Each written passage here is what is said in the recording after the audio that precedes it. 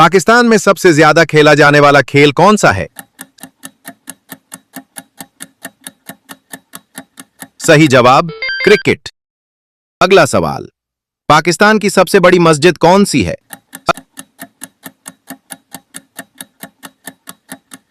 सही जवाब फैसल मस्जिद। अगला सवाल, पाकिस्तान में दुनिया का दूसरा सबसे ऊंचा पहाड़ कौन सा है?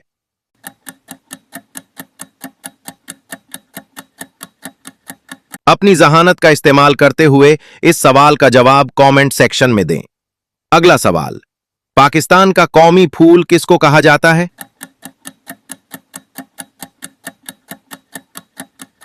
सही जवाब चंबीली। अगला सवाल, पाकिस्तान का सबसे बड़ा दरिया कौन सा है?